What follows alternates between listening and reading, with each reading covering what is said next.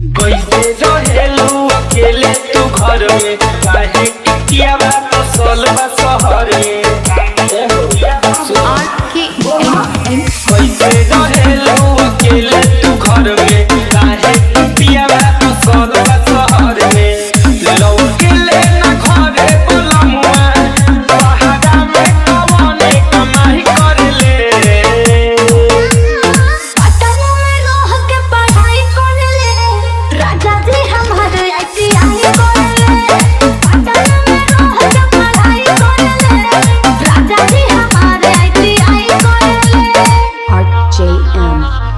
College में knowledge लेवे खातिर नौकरी, देखिए पट्टा मत लेवे नया छोकरी।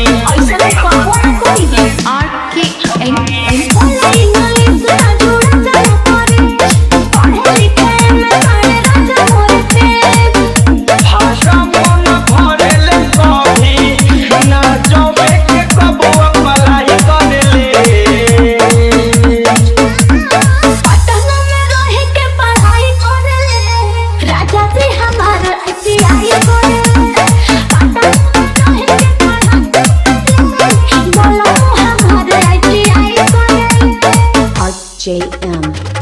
कराला पाना पाड़ू लामी लामी चोटी, काट पाकल खात होया बहारा में रोटी।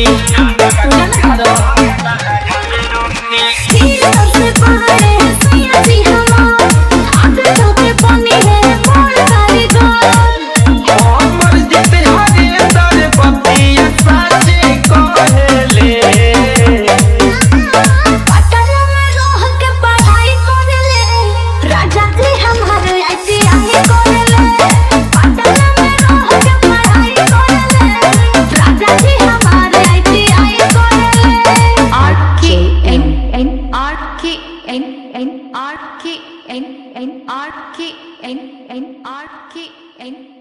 RKN